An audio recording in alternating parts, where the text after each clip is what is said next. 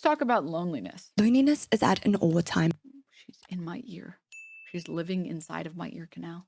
high. But isn't that strange given how connected all of us are now? I mean, with social media, we're able to see way more people than we would have normally seen in our lives. Yet increasingly, you hear people talk about how loneliness is being surrounded by people yet feeling utterly alone. During COVID lockdowns, rates of loneliness skyrocketed and demand for online entertainment soared. It's no surprise then that live streaming, which usually features one person entertaining an audience online by doing a variety of things like gaming or chatting, had its biggest growth during those years. Especially in East Asia, pandemic lockdowns have passed, but social cultural factors which exacerbate loneliness still exist. In a culture where people are time poor, have little energy for leisure, and even less money for courtship, there is little one can do with the downtime. In this environment, online entertainment, especially in the form of tuning into a live stream, is easy, accessible, and low cost. Live streaming in East Asia, therefore, has become a dominant force of entertainment, social interaction, and more. On the surface level, it does seem like a good thing if people are feeling lonely and they're able to fill this need through live streams. Streamers make great companions, but the intimate nature of streams makes it ripe for parasocial relationships to occur.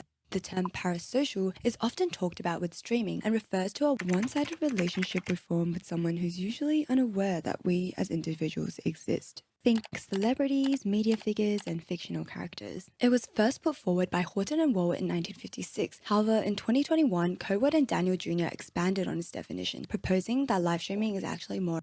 You guys aren't real, right? We're on the same page that this is a figment of my imagination, right? Okay, good. Whew. I mean, if you guys were real, then I would have to be socially anxious, and I hate being socially anxious. So, no, it's actually a figment of my imagination, but you're close. Oh, right. Sorry. Chatter, whose name I didn't read. That was mean. That was mean. It wasn't intended to be mean. Just let it be known. Psychedelic gazelle. Now everyone knows your name and your humiliation. Sorry. Why am I being so mean? You haven't done anything wrong. I apologize. I'm sorry, okay? I'm sorry. Can someone please gift sub that man or woman or envy? I'm sorry. I don't know why I was going so hard for no reason. Being socially anxious just makes me anxious. That's what I've been saying.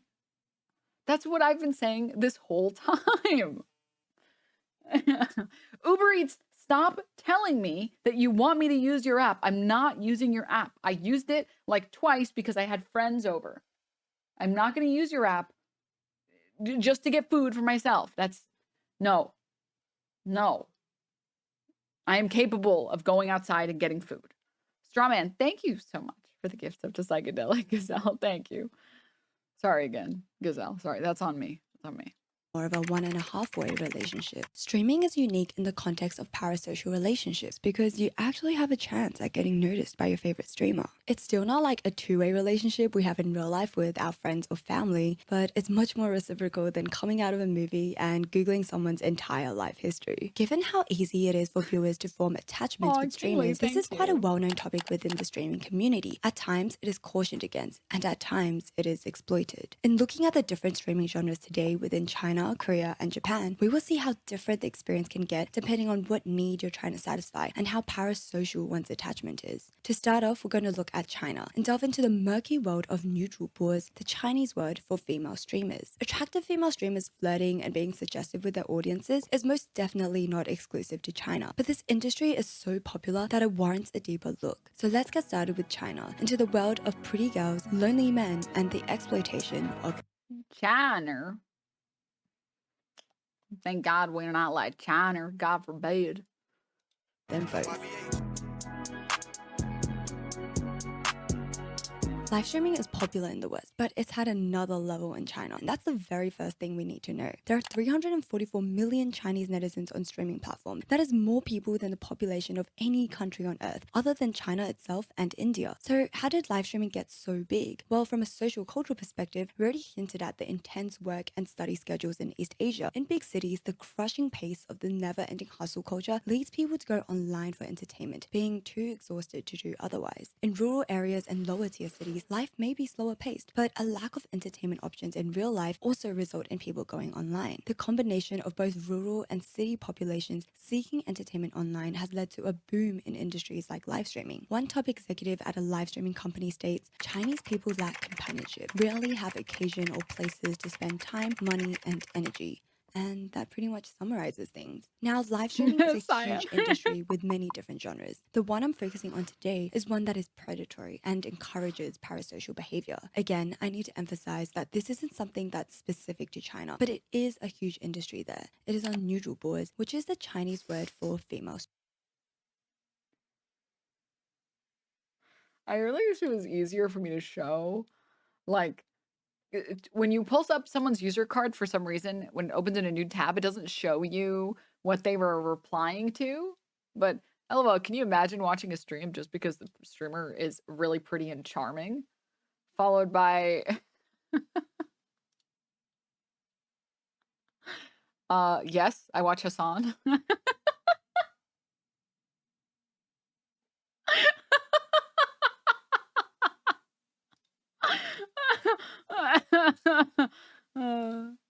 Streamers, Stupid. and already Shut the we can fuck up, see some man. cultural differences. If I were to talk about Pokimane or 39 Death, I would introduce them as streamers. Yes, they're women and yes, they stream, but I wouldn't introduce them as female streamers. However, in China, this differentiation is made clear through the term neutral bo, which also carries a strong stigma. Here's a quick taste of what media headlines with the word neutral bo is like, so you can see how the public perceives them. Pretty neutral bo forgot to turn off webcam and broadcast the entire footage of her undressing. Man charged with embezzlement, or to please a neutral bo. Neutral bo, who's an anti-drug propagandist, proves to be a drug dealer.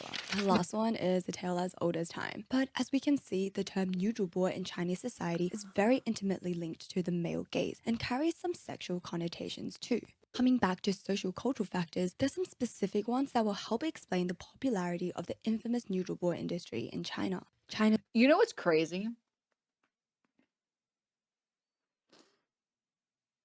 The for like since civilization, basically, we have had brothels and we have had prostitutes. We've had different words for them, maybe slightly different roles and jobs, but the core factor is you, female, exist to please male. That is your job. Again, how much work each individual person does, what type of work they're doing, very different. So, like, maybe someone who is exclusively working just as a prostitute is not doing anything beyond sexual favors, right? Versus like geishas, which also had a lot of other coursework that they had to do. Like, you have to be able to fucking perform art, and like you have to have the ability to have nice calligraphy and like play instruments. Like, it's not just you are doing sex work, it is you are being pleasurable to male companions. That is your job, right? And what's interesting is we've never called those women evil ever. Ever. I mean, even the idea of like pornography, right? We've never demonized porn stars and called them like evil people that are going after you. And as soon as we got things like OnlyFans, to be clear, we've been anti-sex work for a long time, but being anti-sex work and being anti-porn is different than I hate this woman because she's an evil woman, right? Different things. But ever since the advent of OnlyFans, it feels like there's a lot more hatred towards the person. And it feels a lot like, oh, well, that's not fair. You're making money off of our pleasure and no one else is profiting? Which is interesting, I guess. uh, very interesting, we'll say. I think also it's just the internet so it's more that people can say whatever they want without any consequences. Yeah, I don't disagree. I think that plays a big factor as well. But it's just like,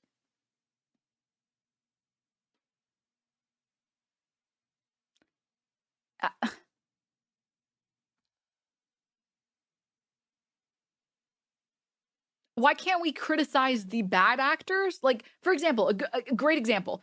We would never say, "Fuck male streamers," right? We would say, "Fuck male streamers that scam their audience with crypto rug pulls," which is valid because those people suck and they are actively scamming their audience. But when it comes to female streamers, or even, let's say, hot tub streamers, it's like, fuck all hot tub streamers. And it's like, wait. You really think every single one of these streamers, every single one of these hot tub streamers is like scamming their audience? Every single one is scamming their audience? That's like kind of a big statement you're going to make there. You sure you shouldn't like actually actively discuss which streamers are engaging in bad behavior and criticize that bad behavior? Also, if you went to a brothel and called the women evil, people would be like, why the fuck are you here then? Yeah. Oh, Tommy, thank you for the prime. Dynamic Tab, thank you for the 15 months. The hot tub streamer haters piss me off so much. It's like, and then for the people that say, like, well, it's not that I hate them, it's that I hate how inconsistent Twitch's banning is. Then why are you harassing them? Why are you in their DMs, in their mentions, in their replies, telling them terrible shit and telling them to go fuck themselves? It's like, if you're mad about Twitch, shouldn't you be tweeting at Twitch? Shouldn't that be what you're I don't understand. China's one-child policy, along with the age-old sexist tradition of favoring guys over girls, has led to a gender imbalance in China, where in 2020 there were 70 million more men than women. These men, left without a partner, increasingly turn to technology to satisfy their need for social interaction and intimacy. And the neutral boy industry, which features girls broadcasting their lives and encouraging parasocial relationships with their audience, quickly becomes a virtual girlfriend experience. The popularity of neutral boy streams have been a source of controversy in China because of the tie with sexual content. Chinese scholars have described this genre as vulgar, while scholars outside of China, like Cocos, have termed it as an entire industry of virtual girlfriends. Behind the scenes, though, we'll find that the industry is... The other thing that I really love is, like, generally speaking, these are broad, sweeping statements. This doesn't apply to everyone. A lot of the people, not all, a lot of the people... That's a good point, by the way, Brood Dick. Nice name. A lot of the people that get mad about female streamers or women streaming and selling an experience or whatever, it's not that they actually care about that. It's that they're mad that it's happening to them. Because a big portion of the people that just on principle hate female streamers are the same people who subscribe to like pump and dump ideologies that are espoused to them by their heroes, i.e. Andrew Tate. Someone like Andrew Tate could tell you, yeah, you just use the people around you, make as much money as you can, fuck these whores, fuck them, take whatever you can and run. Who gives a shit? And they have no problem with that, right? There's no problem at all. But then when they find out, or they feel, it doesn't even have to be real, when they feel like it's happening to them, suddenly this is morality itself is on its knees. Okay, we need to do something about this immediately. Immediately. And it's like, wait, you're just mad because it's happening to you. And let me see, looks inside. The example of the female streamer exploiting her audience is asking for subs. The thing that every streamer does. What? I don't understand. If there's exploitation happening, I'm down. Fucking let's go. Let's go after them. Let's get them with hammers. But like, you can't be mad at someone who's exploiting other people and the exploitation is like, I'll do 10 jumping jacks if you gift sub. Like, huh? Stop, Ezreal. Stop. They just act pissed when the woman makes money off it. Yeah, it's just like, it's just sad as all. It's just sad. I just want a little consistency. That's all. Because I will tell you that there is, on the topic of like OnlyFans, there are definitely creators there who they work with agencies and the agencies don't give a shit about their brand or their image or anything like that. And their agencies don't mind scamming the fuck out of every single person in their audience. And those people fucking suck. But like, you can't just say that about everyone and pretend like it's real. Like, that's not. What? Hello? Live. Thank you so much for the gift sub. I'm Bumby. Thank you so much for the 2 months. Predatory, but it exploits everyone. First, let's get a better understanding of the industry by looking at a true story of a noodle boy in China. She goes from earning 2 yuan a day to over 100,000 yuan a month. That is what some people's annual salaries are. Almost all of her income from that month comes from one person, someone called a big brother or 大哥. This interview was done by Story FM. I'll have them linked in the description, and it really highlights the problematic nature of the industry, which we will dissect right afterwards. So get comfortable because this is a ride. Our story starts with Xiaoxiao, an ordinary and bubbly girl who worked an office job. Also, not to mention that the Tate type of people run those agencies. Oh God, you're so right. Oh my God.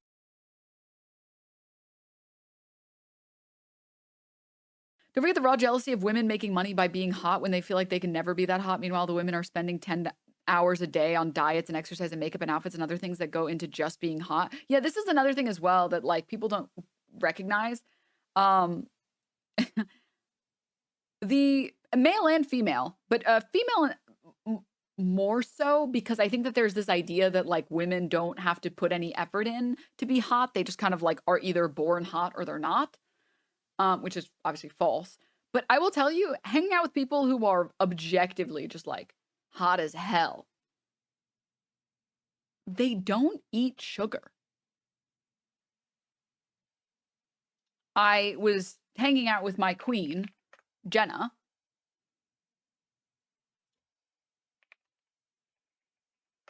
What the fuck? You're calling us out.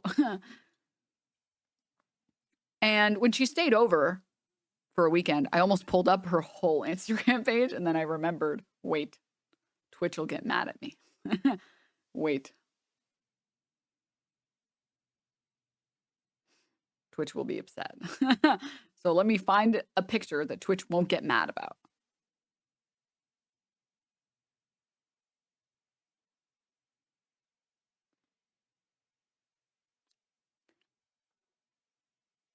Yeah, this is there's no way Twitch, if Twitch is mad about this, you know what? You got me, Twitch. You got me.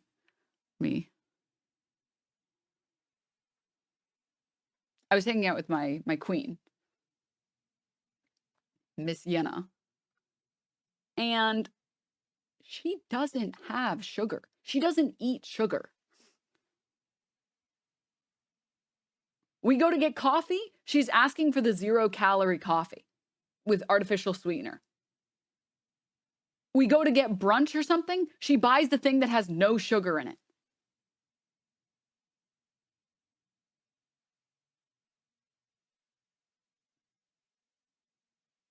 But all I see is sugar? ?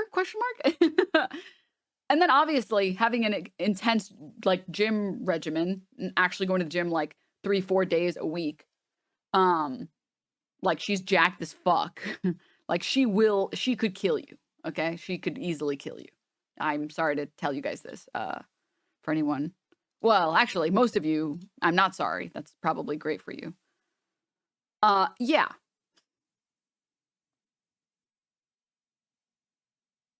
And that's because the women on Twitch that you see on Twitch that are all very hot and very attractive, they eat nothing bad ever. They never reach for the chips. They never reach for the ice cream. They always eat like fucking rice and chicken. And that's every meal. And they work out a lot. It's like, it's not free. It's not. When it becomes free, I would love for someone to tell me that, please. But yeah. What about bulking time? I mean, you bulk just eating chicken. Nothing like a good clean bulk. But that's because you can't have a low body fat percentage if you just like, do you understand what I mean? It's just not possible to have a low body fat percentage. Will Neff will pause his stream to get ice cream, and then he comes back with his sugarless chocolate pop made of 98% water. Will Neff is like the perfect example. Will Neff is a great example as well. Like, if you hang out with people, some people who have like crazy fitness. I once saw Austin checking the nutrients, like the nutritional facts, and running the numbers, trying to get an alcoholic seltzer. It's like, wait a minute, but if there's this much fat in it and there's carbs, where's the other calories? I'm like,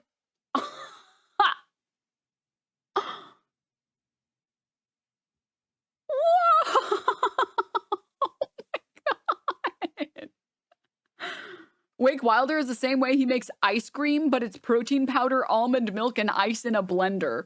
I mean, do I need to pull up that clip from Wake, where he has a burger for the first time in like 3 years?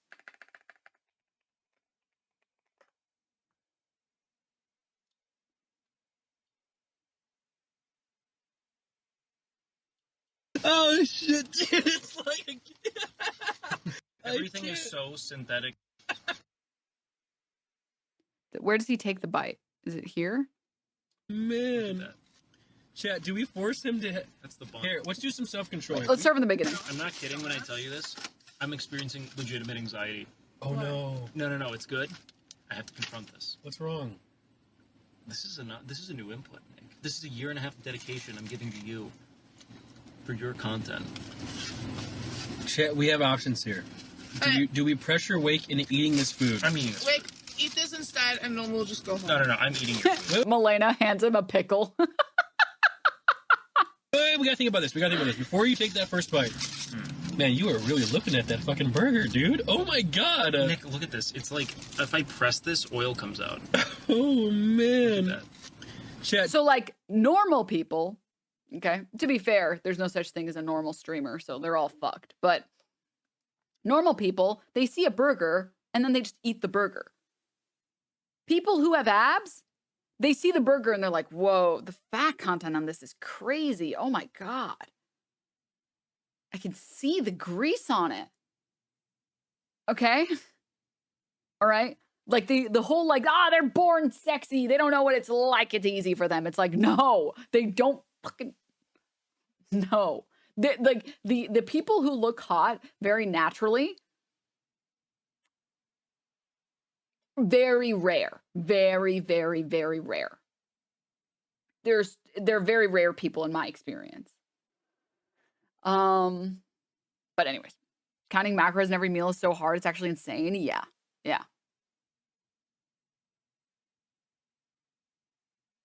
This is the type of person here. Look, thank you for volunteering yourself. I don't experience food anxiety, thankfully, but I also exist on Rockstar and coffee. Guys, I just love food so much. I'm committed. I'm going to get abs this year, guys. I am going to get abs. I'm going to lose the last bit of fat that's stopping me just so I can say that I did it. It's a pride thing at this point. I don't even give a shit about the abs anymore. Now it's just a pride point where it's like, yeah, actually I can fucking do it if I want to. It's an ego thing. It's like, I bet you couldn't pick up 52 cards if I threw them on the floor. It's like, you know what? Actually, I could pick up 52 cards if I wanted to. All right? As a matter of fact, I will. 1, 2, 3. It's the same thing. At this point, it's like, I have to get them because I have to prove you can do anything you want whenever you want. It's principle, it's spite. All right? That's why.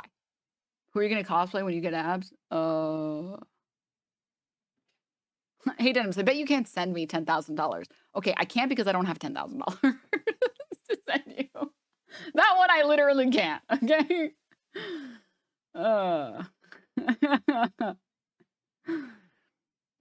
Problem is, I love food. I don't know how people don't love food. Anyways, here's the idea. Oh, Mayor Cat.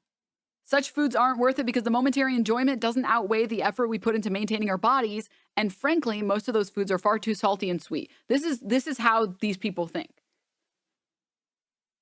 Anyways, moving on.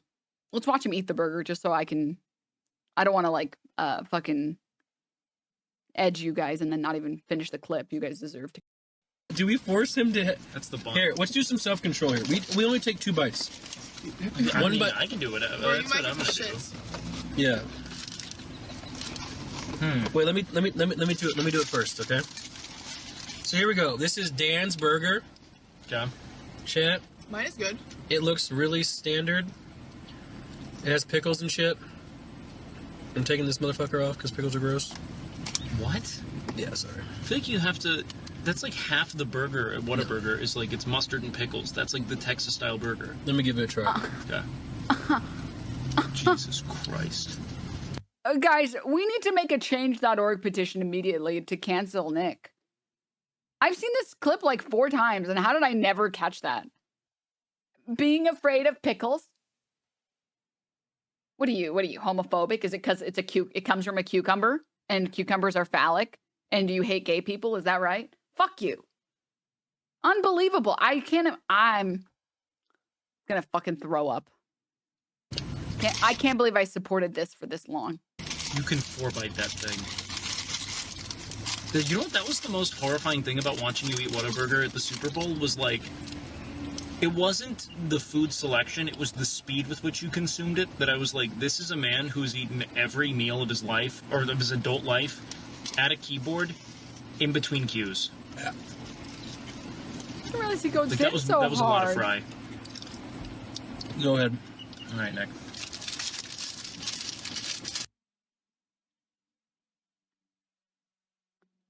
You would not believe the amount of food Nick refuses to eat. He doesn't like cheese. Yes, any and all cheese. Believe it or not, straight to jail. Believe it or not, jail. Okay? I don't give a shit if you're lactose intolerant. Okay? You're gonna fucking eat some cheese and you're gonna fucking like it. Can I get a nasi lemak but no peanuts? Nasi lemak no peanut. Why? Best part of nasi lemak is the peanut. Why you don't want peanut? I'm allergic. You're allergic. Why Yeah, so man. weak? So weak, big man like you scare peanut. Hiya. All right, if that means you'll be farting, then you'll be farting. If it means you have an allergic reaction and you die, then like that's what has to happen. Okay? What is this? What is this? I don't eat cheese.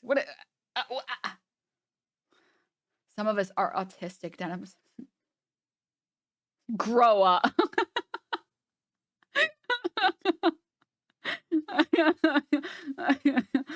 I'm kidding. Oh my gosh. I'm just vegan? Okay, you're allowed to. Okay, that's fine. No, that's fine. That's fine. You're allowed to. Here's what I'm thinking. All right, I'm gonna have a bite of everything here. We're gonna eat it. But what I do want to do is one day I want to have a legitimate. You order everything and I eat it cheat meal stream where I actually have to like make a fucking day out of eating like you. You want to eat like me for a day? Yeah. Can I tell you what I had yesterday? Yeah. And this is gonna break your soul. Yeah. It was a bad day for me. I was depressed. Okay. Why were I you woke depressed? because I realized I'm not as good as I thought I was At Apex? at life. No. I woke up. I had Chick-fil-A nuggets and fries with At extra life. Emily and Senna. Not too bad. And then for lunch, I had a kava pita, chicken pita, Okay. which was pretty healthy. Not too bad. And then about 8:30 at night, I get this rumbling in my tummy. I order Mr. Beast burger, and I eat 2 Mr. Beast burgers and 2 large fries. No. And a What's Coke. with the Mr. Beast burger? Like, how does it come? Beastie. Is it good? No. Do you like any of this? Okay. All right, here Okay. we go. So this is my one rule. I have like a slightly, I would like to think healthier relationship with food than some other people do. Which is, if I'm going to eat something that's calorie dense, it has to be good. That's my only requirement. So if it's calorie dense and it's not good, I refuse. I won't eat it. So like, for example, cheesecake is the best example. I will spend my calories, my allotted daily calories on cheesecake, but only if it's good cheesecake. If I take a bite out of the cheesecake and it's dog shit, I'm like, yeah, I could eat this and it would sate me and it would sate my desire for this, but it's fucking bad. Like, why am I gonna waste my calories on a mediocre cheesecake? Ugh. Like, it's like cold. It doesn't taste like anything really because it's been sitting in like a fridge for weeks probably. Like, or like you ever get a burger and the burger's like almost burnt? It's like, why would I waste my precious calories on like a burnt burger? Ugh. If I'm gonna have a burger, it's gonna be nice and loaded and it's gonna be fucking delicious. Sad, stop. I don't think I've ever had bad cheesecakes. I don't know what you're talking about. Cheesecake you can buy at the grocery store. I started doing this thing where I just don't eat something if I'm not enjoying it. Yeah, I agree. I fucking agree.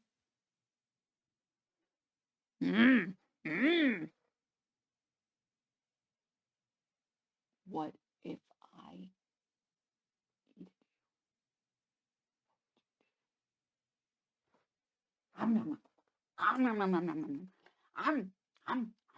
eat so tasty.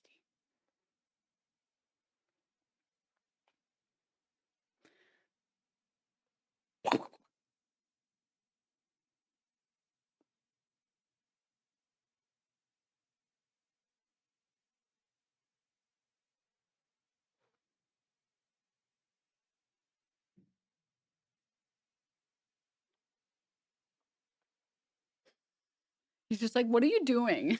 Why are you doing this? Like, what are you doing and why are you doing it?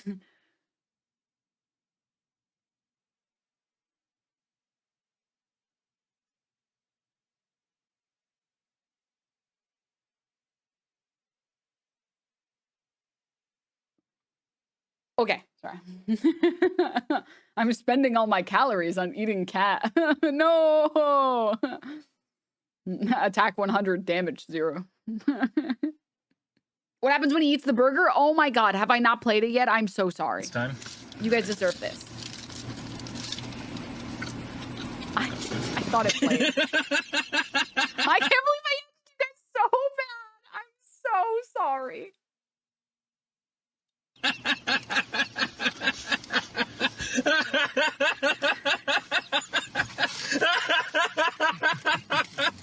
Oh shit, dude! It's like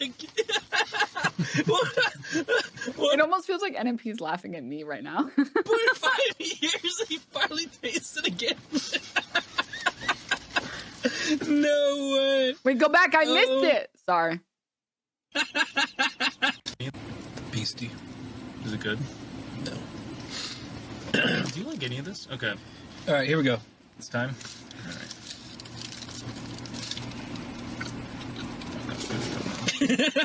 He said there's good stuff, man. The instant smile. Oh my god. Always the instant smile. You forget how mediocre like protein food is until you start having not protein food. And then you're like, wait, everything has so much flavor. Fuck. No. Why? Who reminded me about this? Fuck.